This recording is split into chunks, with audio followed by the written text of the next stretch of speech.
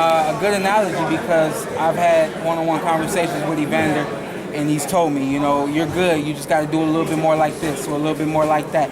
And so, yeah, he's definitely helped me, giving me some pointers on how to, have that effective, intelligent aggression. Okay, now, what do you want to do in this fight that you didn't do in the Berto fight? You're like, okay, let me make a certain different sight adjustments that I want to make that makes this fight a lot easier. Honestly, number one thing is range and distance. Mm-hmm. We want to take care of the range and distance, make sure we're in the range to hit him, not get hit, and not get caught up in anything nasty. Okay. How far back did you go when you watched Adrian Granados? Because before the Amir Imam fight and Adrian Granados fight, nobody didn't really knew who he was before those two fights. I went back to when he fought the pit bull. I can't remember the kid's name. He fought him. Gomez. I went back to when he fought Gomez, and then obviously I watched some earlier fights that I don't know who they were at all. But that was to me a key fight to go back and take a look at, and he can be put down. Nobody has put him out. That's what I'm going to do. I'm going to put him out. Boxing is always the barometer of how each guy does against another guy. And you saw how Adrian Granados did against him. You obviously fought Granados was successful. Yeah. Do you feel like you need to kind of make a statement, like you said earlier, put him out? That's going to be the statement. The statement is always, I'm different. And I think I say that enough. I think you guys have seen me enough to know that there's something about me, I'm different. Those other guys haven't been able to do to Adrian Granados what I'm going to do to him. I'm going to outbox him. I'm going to make him move, make him turn, put him in uncomfortable positions, and work for that knockout. Shawn in the house looking crazy in shape. Yeah. Look like you can make 140. That's just the eyeball test. Yeah. But every day I'm like, nope. Every day I'm like, nope. Coach Wade, he keeps saying he want me to go to 140 just one time. Do it just one time. You look like you can make it. I'm doing pretty good right now, and even with that, I'm like, nope, I ain't doing it. Even with all those titles down there, they're all three up for grabs? No, 147 is where it's at. So, okay, it's got to be a little frustrating. Once upon a time, it was you won the title eliminator and you were there for keeping. Now it's another one and another one and another one. I put that out of my mind. Is your patience being tested? No, I put that out of my mind. I understand business. I understand the business of boxing. I understand that there's you can't predict what's going to happen in boxing. You can't predict who's going to win, who's going to knock who out, and so on and so forth. It's that crazy, and even from the business aspect, it's even crazy. So my job is to get focused, do what I have to do, no matter who it is, no matter when it is, and that's what you see me do coming up into Adrian Granados in a few days. We know that you're going to be in contention for that WBC title, but if another one arose, let's say the winner of Jeff Horn, Terrence Crawford, if that happens, is that a fight you would take for a bout? I still, even talking about it last night, I think that Keith Thurman is the biggest, best fight out there in the welterweight division, and definitely for my career and for his career. I was talking to someone yesterday, and I think we over-exceeded every expectation that was made for that fight. We did so much more than everybody expected. And I'll raise my hand that I think I did a little bit more, and I definitely. A lot of people do. I pushed the tempo, I pushed the envelope, and I made Keith fight. I think in a rematch, it's even bigger, even better. So that's the number one fight out there for me. Thoughts on Lamont Peterson and I'm interested. This is what I know. I know that Lamont Peterson has tons of experience. I know his camp personally.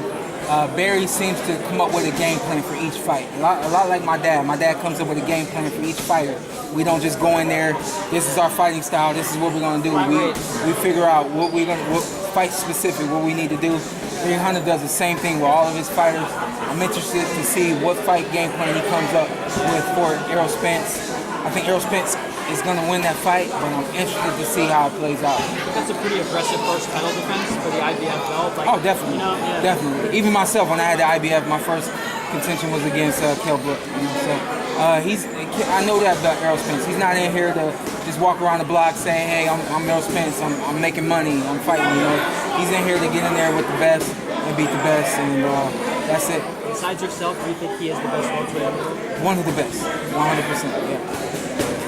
Speaking of Kell Brook, he says he wants to continue fighting. He got the titanium plates. Now, what do you see for the future in him? Is it still at 147? No, or honestly, I don't know. Can he fit at 154? Is he too small for that weight? No, he's definitely not too small for 54. Okay. I think going up against Triple G at 160, he was too small for 160. So he fits in with guys like Charlo and Lara? Yeah, I think so. Okay. Those boys are big. Yeah.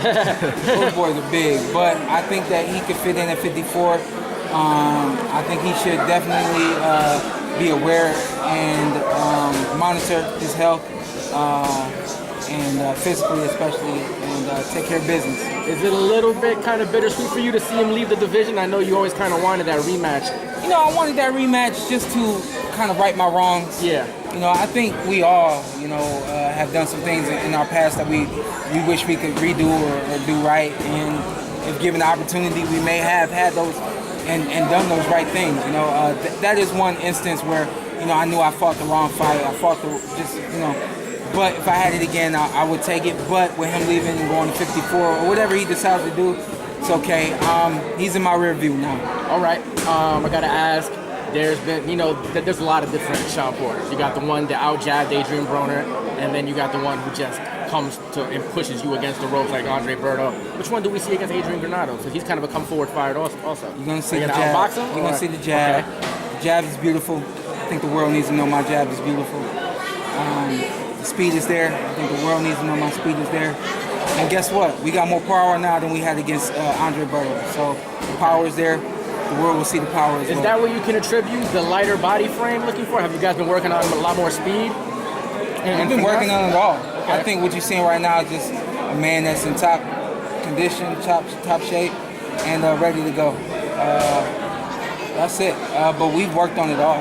The speed, other thing, we don't really work on the speed. The speed is there. Okay, that's natural, got you. Yeah, the quickness we work on. The foot movement we work on. But the power is something that we especially paid attention to since Andre Berto and probably leading up before that fight as well. So we're gonna see some power in this fight. I'm looking forward to it. Last question right here, last thing. Talking about your jab, can you talk about what kind of jab you have? Because we know there's two types of jab, the setup jab and the Miguel Cotto power jab. There's more than one jab. Yes. Which one is yours? There's more than one jab. There's more than two jabs. We have a multitude of jabs. I have a fast jab with a snap. I have a power jab that is a little bit more of a push with power. A jab with the length on the end of it. And the list goes on from there. Even the up jab. I haven't been able to. I'm not touching that.